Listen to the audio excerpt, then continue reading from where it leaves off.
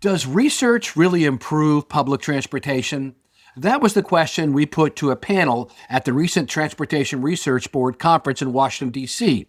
I'm Paul Comfort, and we held a Transit Unplugged live panel there at the APTA booth, the American Public Transportation Association booth, for a live group that came to join us. And we asked that question to three key leaders. What role does transportation research play in real outcomes that improve the lives of our passengers and communities?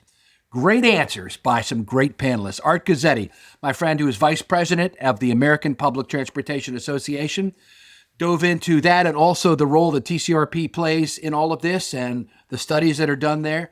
Kate Coe joined us. She's vice president of WSP in the U.S. She talked about some of the specific studies she's been involved in and how she's seen them implemented in agencies. And then my former colleague from MTA Baltimore, who now is at the Texas A&M Transportation Institute as a research scientist, Michael Walk, also dove into some of his recent studies and how they've actually improved public transportation services. I think you'll find this a fascinating panel to listen to today. Again, thanks to the Transportation Cooperative Research Program, TCRP, APTA, and COMTO DC for their support of this panel. Now let's dive into this fascinating conversation. Well, welcome everyone. Thanks for being with us today at Transit Unplugged Live. I'm Paul Comfort, the host. We put together a panel today perfect for a TRB conference. We're going to be talking about the value of research and how it impacts real-life transit agencies. I spent my career in real-life transit agencies running small, medium, and large systems, ended up as CEO of the MTA in Baltimore, here with Michael at my side, helping to organize all of our routes back then. And the role that Transportation Research Board and TCRP play in this process are phenomenal. We want to thank TCRP, Jamal Scobie here, who's helped organize everything, and Sharice Myers from APTA, thank you so much for helping us organize today's panel. We've got some great practitioners with us, and we'll start right now and kick it off. So we'll go to Michael Walk. Michael, tell us about yourself and what you do. Howdy, I'm Michael Walk with Texas A&M Transportation Institute, or TTI, and there I'm a research scientist. I'm also the program manager of the Transit Mobility Research Program and an active TCRP researcher there. All right, Kate Coe from WSP. Hello, everybody. Kate Coe at WSP. I'm an economist at WSP. I also lead business development for economics, finance, and grants within WSP's advisory and planning services. And I am Art Guzzetti. I'm vice president at APTA for Policy, Mobility, Technical Services, and Innovation. I know that's a mouthful, but we do a lot at APTA. I was at New Jersey Transit, and I was at the Pittsburgh Regional Transit, working for Transit Systems, and then spent the second half of my career at the American Public Transportation Association. Good to be with you again, Paul. Absolutely. So, Art, let's start with you. Why don't you give us kind of a global view of what TCRP programs do? Talk about the value and the role that research plays in informing real-life transit impact. Well, I can tell you, Paul, that working for a transit system is the second toughest job in any metro area. The toughest job is the school system. But I'd say the number two is transit. And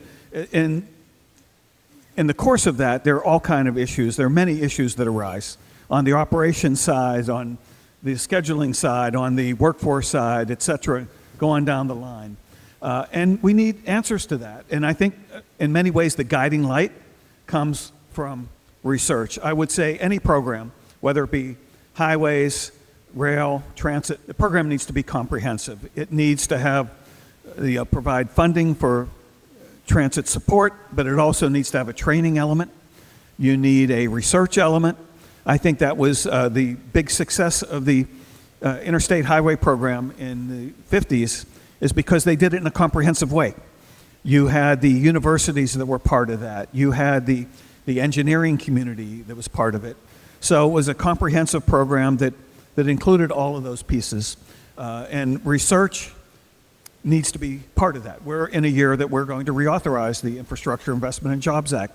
Research needs to be an element of that reauthorization and not lost. It might not come up in every conversation, but it is an essential part of the program. Art, before I let you go, walk us through just for a minute or two the process of how TCRP works, the TOPS Commission and all that. I know that you all had meetings this week. Yep. In fact, that is true. And okay, there are many components of the federal research program, all of which are important. The TCRP program has as its origins, what do the transit systems around the country see from the ground level? It might be, the universities have a role in what they do. The federal government has a role in what it does. But the transit systems have their own practical needs that come up in their day-to-day work, their own problems. So that's the origins of TCRP. What do the transit operators see? What do they need answers to? So they have a process of soliciting problem statements. Those problems are submitted to TCRP. Then a commission, what we call the TOPS Commission, which is the TCRP. TCRP, of course, is the Transit Cooperative Research Program. The TOPS Commission is the TCRP Oversight and Project Selection Commission. So in collaboration between the transit community and FTA, Federal Transit Administration, and TRB, together collaborate. What are our priorities? What do we need answers to at this point in time? And what could be most impactful for us to put forth as a research project?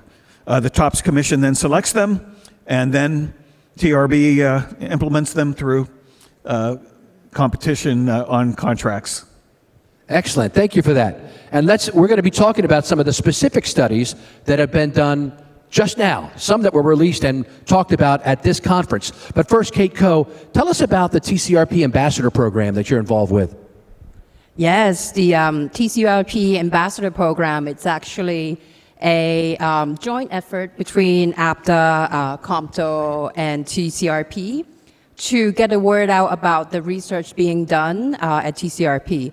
And as ambassadors, we are sent to various local and national conferences to really get folks excited about drafting research needs statement, serving on panel as members, or submitting project proposals, and even to implementing research, as well as finally getting feedback back to TCRP.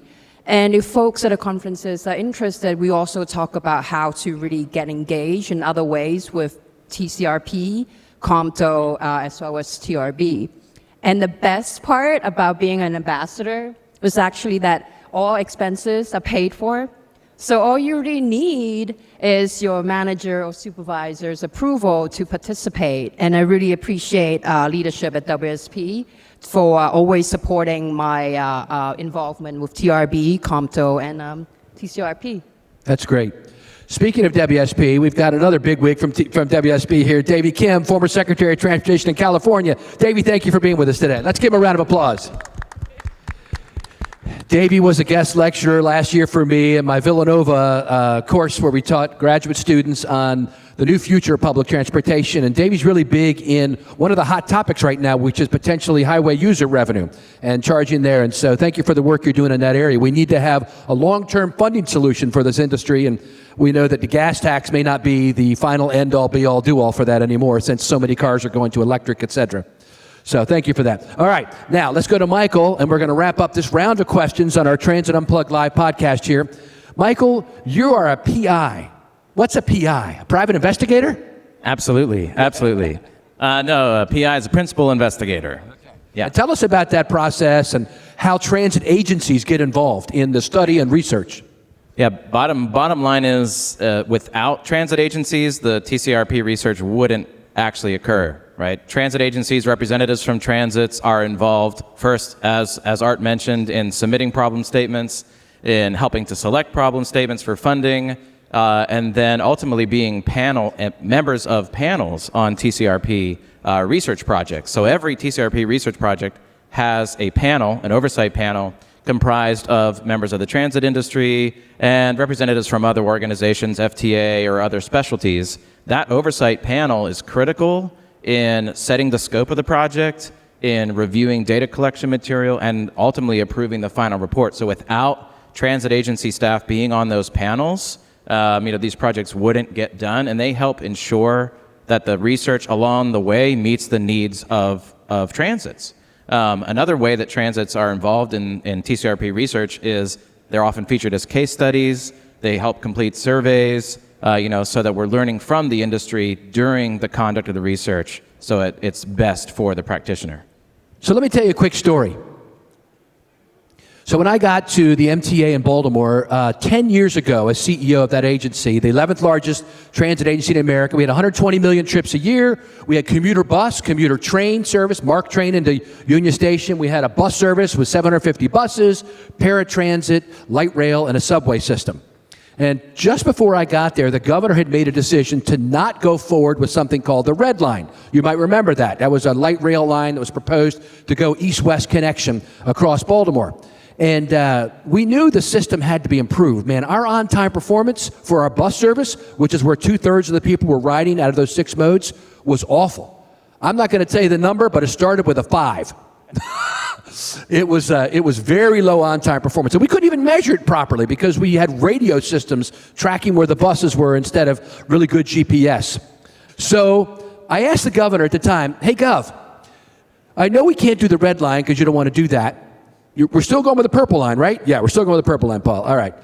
But what else can we do? Could you let me improve the one service where most of the people ride, the bus service? He's like, yeah, you can do that. I said, great. Because a buddy named Michael Walk just told me about a study they've been doing for 2 years called the Bus Network Improvement Program. They've gathered 2 years worth of data. It's like a gift sitting there. No one's done anything with it. It just got finished before I got here.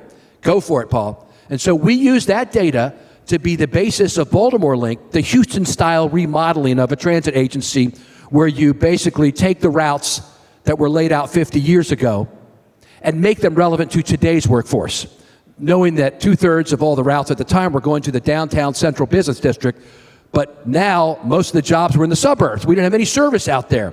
So we used the research that he oversaw during his time there as a basis for what's happening right now in Baltimore City 10 years later.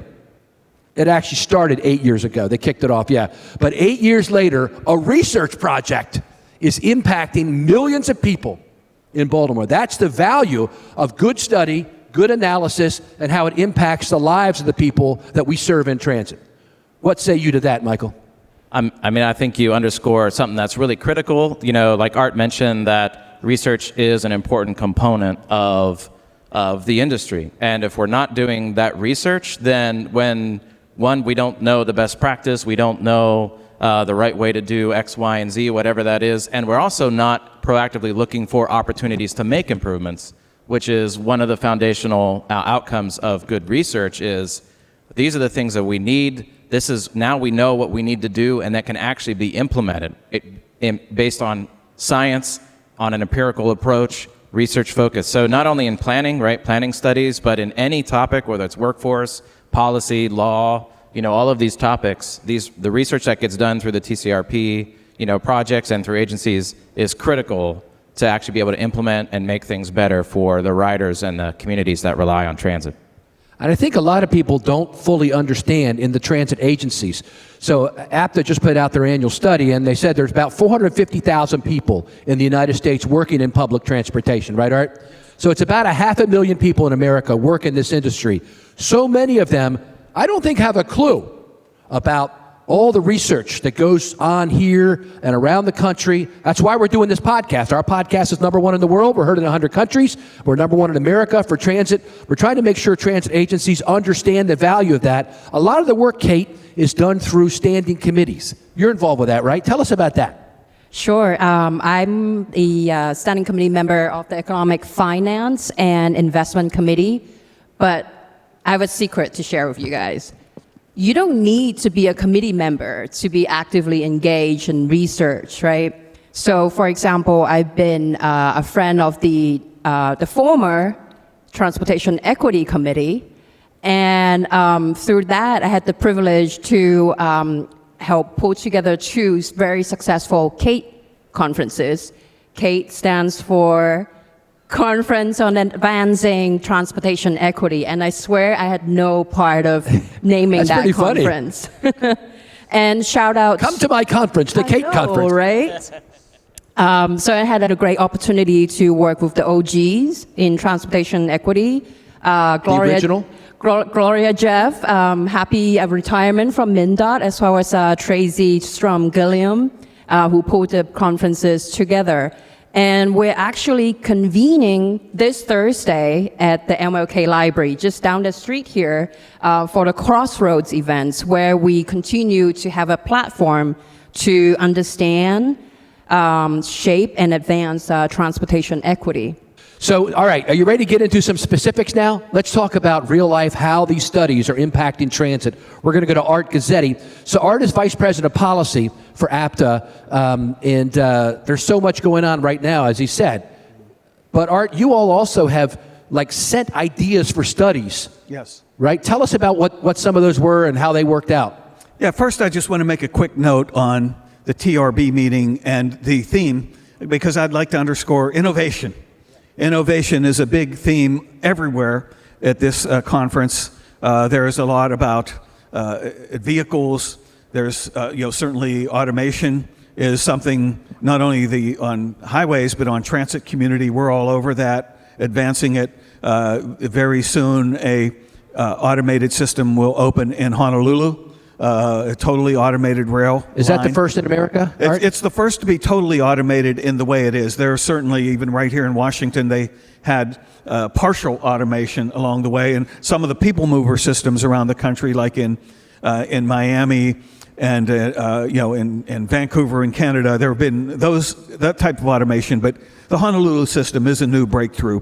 We want to be in the transit community ahead of the curve on things like AI. There's sessions here, there's studies on that, as well as innovation. But it's more than that, it's also the customer experience, right? We need to think of that in an innovative way. We talk about universal mobility. Certainly the administration has put a emphasis on family. What type of family-friendly policies might we come up with? What are kind of fare systems might be friendly to families, and we can get all over that. There's the old concept of 8 to 80. A transit system has to be usable, understandable, and work for everybody, not just able-bodied people in middle age. The young people should be able to understand it and use it, and old. So those kinds of threads are here all the way across, and things like wayfinding, technologies that can enable and facilitate wayfinding. A new study here is for hearing impaired. The TCRP is launching.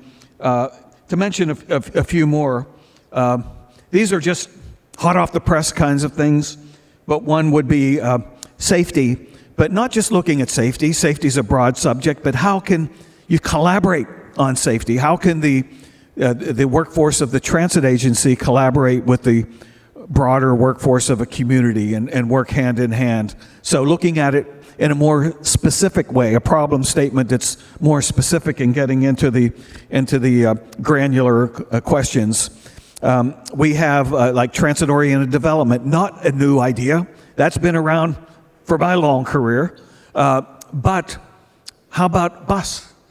Transit-oriented development has often been looked at through a rail lens.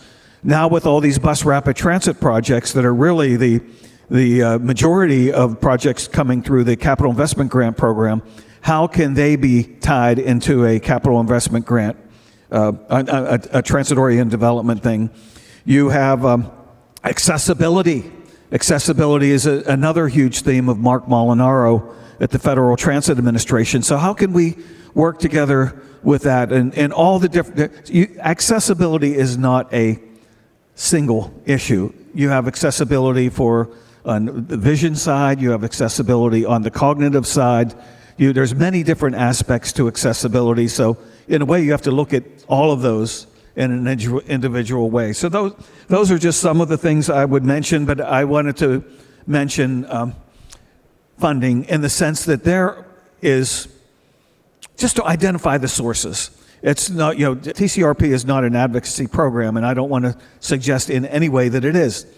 But to understand how many funding sources are there at the local level, we're getting into 3 digits, people. It's a lot of different ways that local communities do support transit, and just an inventory, a list of those. A current project is doing a sort of a a menu of the different ways that locals could consider. Thank you. If you just stepped up, you've stepped into a live recording of Transit Unplugged podcast with an expert panel to talk about the value of research and how it is affecting real transit on the street. And I want to ask Michael next a question about that. Art, you mentioned automation. Michael, didn't you just do a study on that? Yes, yeah, we recently released, well, it was a couple years ago, as a TCRP study on the effects of vehicle automation on the public transportation workforce.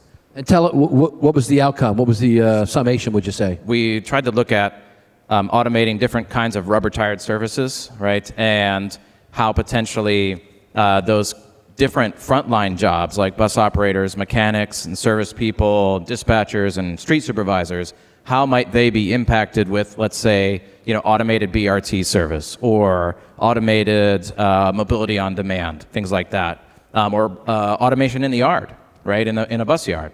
Bottom line was, if automation of transit vehicles is implemented, yeah, there's going to be impacts on the frontline workforce. It's not all bad news, though, right? There are changes, upskilling or other approaches to training current staff, right, can actually benefit employees that might be impacted by the automation. And we actually have in the reports, some guidelines. And one of them was be employee-centric. If you're going to implement automation, remember to talk to your frontline employees, get people involved along the way so that you can maximize the benefits and minimize any sort of negative impact. That was one of the key takeaways from that work. That's excellent. Let me ask you, how long do these things normally take? You've worked on a bunch of them, right? So let's say you win and you get to do the study. How long does it take you to do a study? It really depends on the nature of the study. It's anywhere from 8 to 10 months on the low end to 18 to 24 months on the long end, because there's different kinds of studies in the TCRP program. There's synthesis studies, which are short and sweet and what's going on in the industry. There's sort of short turnaround, mid-tier studies. We call them J11s. I don't know why, but I'm sure there's some sort of magical reason, that are usually a little bit longer but or more focused. And then there's the bigger projects, and those might take 18 to 24 months depending. So they can be long projects. Kate, I got a question for you, a real life question. You just presented, or you're presenting on causal inference for transit funding. Tell me about that. What is that? Yes, it was actually yesterday morning at 9 a.m. on a Sunday. So I appreciated all those folks who came out early on Sunday morning. I'm sure there was hundreds there for that. The room was packed, Paul. That's good. The room was packed. So the workshop, part of it's about causal inference. And in the transportation economics context, that's all about evaluating the impact of transportation policy or investment, some sort of interventions, right? And evaluating such impacts and actually, more importantly, effectively communicating these impacts for transit investment is ever more important now, right? Because of the issues that we raised about having sustainable source of funding for transit. And even, related is also to how do we change, perhaps our car-centric culture in America, right? So yesterday, we also learned about congestion pricing, New York City, and how that could be a potential source to fund New York City transit. And what also even more important there from that session yesterday, we learned that, hey, congestion pricing actually is good for everybody, because the studies found that congestion actually got reduced in areas outside of the pricing zone. So it's really a win-win for everybody, not just for those who are transit customers, but also for everybody else in the area. Another related example, for causal inference and funding, it's really my passion and interest connecting transit investment and property values. And in that field, that vast field of research, we've pointed out that value capture of transit, it's really can be a successful tool to not only fund transit, as well as other needed community investments, such as affordable housing. I love that. I want to unpack that a little bit more, if you don't mind. For those of you who aren't familiar, this is a really unique concept. Like MTR and Hong Kong, all these other groups, they fund transit a lot differently than we do here in America.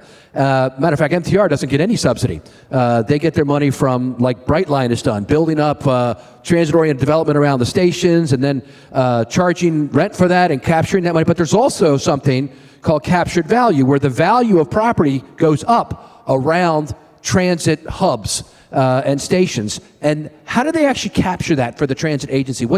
Tell us how that works. Sure. I'm actually born in Hong Kong, so I know all about what they do. That's right. That's right. So, for example, one mechanism of value capture is actually tax increment financing, where, just to be clear, they're not increasing tax on properties around transit stations. They're actually capturing the increase in property values, the incremental, above and beyond the normal rate of increase, and attributing that to the success of transit-oriented development. So that with that incremental increase in property values, a percentage of that, of the tax revenue coming from that increase in property values, actually gets directed to a general fund. It could be for transit, it could be for affordable housing, it could be for education, whatever the voters decided to do. Very interesting, isn't it? Yeah, and that's the kind of stuff that these studies call out, right? That's right. That's great. So if you haven't ever read a TCRP study or a TRB study, there's all kinds of good stuff there.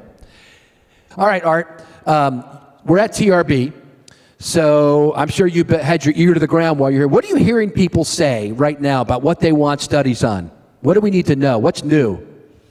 Well, one thing I might say in response to that is the TCRP program. Of course, there's a process for annual solicitation of ideas, but what about ideas that come up along the way?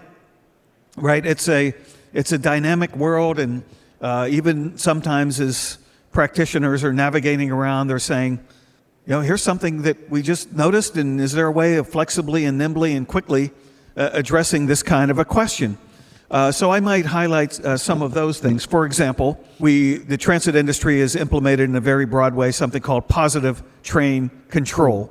And what that is, if a potential hazardous situation is coming up on down the way of the track, the system will kick in and sort of stop the train. Okay, well, we put a lot of money into implementing those kind of systems. Shouldn't that decrease the liability, right? So we're trying to figure that out. How does one work hand in hand with the other? If we're a lot safer because of positive train control, shouldn't that impact the liability insurance, which, by the way, is a problem in itself? Insurance is very expensive. So we're trying to connect the dots on a question like that. We'd also have a question with marijuana testing, for example. Transit operators in any sensitive safety position needs to be drug and alcohol tested. It's a federal law. Well, the problem with marijuana testing is there are traces in your system. It's not really on impairment, so it's on, does it show up in your system? And by the way, it's legal in many places of the country. So how can we come up with a way of testing for marijuana that tests for impairment, not for the presence? These are some of the practical issues, but because, by the way, we need operators. We want to make it, don't want to put up artificial barriers to hiring an operator when really you can hire someone, they're in the law and they're not impaired. So why put up a roadblock to that kind of thing? I would also say another issue around the country is, call it governance. Every transit system has a board, of course, to set policy direction, but they're all done in many, many different ways. Again, this is another one, we're probably in 3 digits, Paul, and how many different models are there for governance? And we're taking a close look at that question. There are issues around the country, sometimes they're city, suburb, but there are all kind of reasons why governance can be tricky. So the better we understand that issue, the better we are. And the final thing I'll mention, again, these are all very specific, very granular kind of questions, is what about schedules for operators? Again, we want to make it easy to hire. Well, if someone has their job and they have, you have to show up at 5 in the morning, we need rubber on the road, we need to start service early in the morning, and we also need you later in the day for the evening rush. and in between you can go home. Well, hey, a young person with a family who might not like that kind of a schedule routine. So we're looking at what is the impact on schedules as far as making them more attractive to workers, making them more, say, family friendly, and what can we understand better about those problems. So those several problems I'd flag as current issues that come up sometimes, along the way. And there's a program that TCRP has, the J11 program, that enables TCRP to take them on quickly. All right, let's go to Michael. There's another big issue along those lines of employee retention, and that is are you doing a study now on health and wellness of operators and how that impacts the ability to get employees? Talk to us about that. Yeah, I'm involved in 2 active studies right now and one coming up that are all focused on operator health and wellness or retention. One is a project we're doing with our partners at the International Transportation Learning Center, or ITLC. That project is specifically focused on how to change organizational culture or improve organizational culture inside a transit agency so that the workforce feels like it's a safe, psychologically safe place where they can raise concerns, get their concerns addressed, right? Because culture is a really big part of the bus operator retention, solution. It's not just raising the wage. Of course, that has value. But so that research, it's TCRP Project F32, is specifically focusing on how can culture improve operator recruitment and retention. Another one is a synthesis project that's looking at operator health and well-being. And that particular project is trying to look at how do transits, implement health supporting programs, things that reduce stress, things that improve operator health, because the reality is, like Art mentioned, an operator job is a difficult job, period. Baseline conditions are difficult between schedules, working with the public, maintaining the schedule, et cetera. And so these studies are looking at ways to support the workforce, right, in ways we haven't really thought about before, at least as an industry, haven't really put as much attention on as we should have. How do we improve health? How do we improve well-being? How do we improve culture so that the workforce that matters so much to the day-to-day operations wants to stay? And that's what this research is about. All right, we're almost done. We're going to wrap up here in just a few minutes. But Kate, tell us about the role that you play with TCRP, but you also are very active in the COMTO DC chapter, right? Talk to us about that and how you all work together. Sure. So TCRP and COMTO actually has a partnership to expose, develop opportunities and pathways for folks in the transit industry, especially for minorities. So for TCRP, we've already talked a lot about eliciting research needs statements and developing the actual research and disseminating the research, right? But COMTO comes in and actually help actualize those initiatives and bring them into action by, one, elevating disadvantaged and minority-owned businesses, two, working with entities like the WSP to sponsor scholarships and internships, and lastly, really to COMTO DC and other national chapters also are actively engaged in spotlighting talents from HBCUs to ensure there's a knowledge transfer there. That's wonderful. Thank you. Art, why don't you give us your closing thoughts on the value of studying and anything else you want to talk about with APTA? I'd just like to underscore that it's a comprehensive program. It's the data and statistics that help us measure performance. It's the research that helps us solve problems. So all of these things go into a comprehensive, holistic transportation program. So I think I would say in this year, as we're looking to reauthorize the programs, let's make sure we all have a mind on research and its important role in the holistic federal program. That's great. Kate, any closing thoughts? Just, get in transit, get out your cars, and, And Michael? And lastly, I just am so excited about this attention to research and this opportunity to sit and talk through just how important it really is that we sit and wrestle with these tough problems, but in a way that practitioners can have confidence that what they're seeing out of the CRP program is implementable, is based on evidence, and is something that they can run with, as soon as they can possibly use it. So thanks. Absolutely. I want to close by talking about why we do what we do. So I've spent 38 years of my life working in public transportation and local government. I started out right out of college running a small bus system an hour from here on the eastern shore of Maryland, just over the Bay Bridge in Queen Anne's County. And I can tell you that every day for those first 7 years when I was working transporting elderly, people with disabilities, and then eventually we started a public transit system, every day I was in direct contact with our passengers. I rode the bus with them. I got a commercial driver's license so I could drive. I was only 22. All of my drivers could have been my parents or grandparents and all the employees there, so I wanted to have their respect, and the way to do it was be able to do what they do.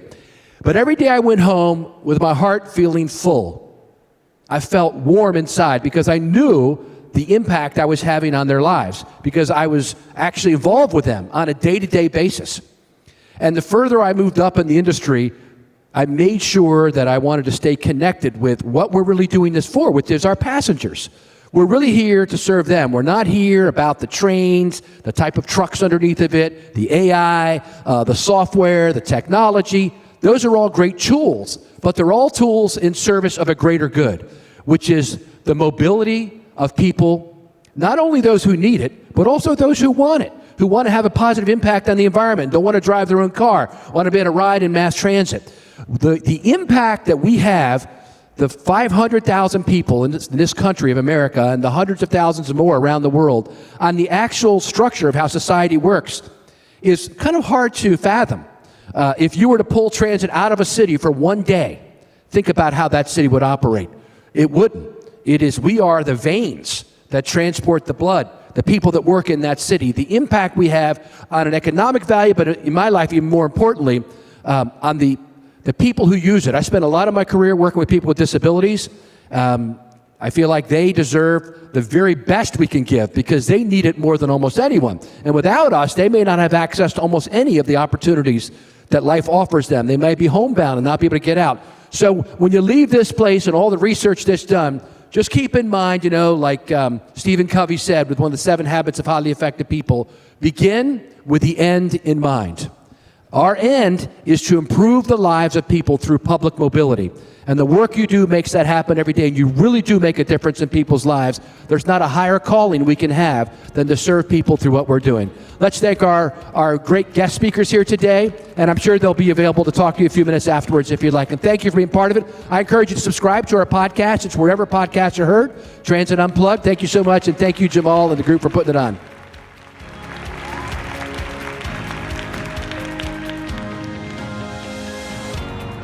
Thank you for listening to this episode of Transit Unplugged, the world's #1 transit executive podcast. I'm Julie Gates, executive producer of the podcast. Many thanks to the team that makes this show happen. Host and producer Paul Comfort, producer Chris O'Keefe, editor Patrick Emile, associate producer Cindy Raskin. Transit Unplugged is being brought to you by Midaxo, passionate about moving the world's people. If you would enjoy behind-the-scenes insights and updates from the show, sign up for our weekly newsletter, which has links to can't-miss conversations with the biggest names in mobility. Head to transitunplugged.com and scroll to the bottom of the page to sign up. Thanks for listening, and we'll catch you on the next episode of Transit Unplugged.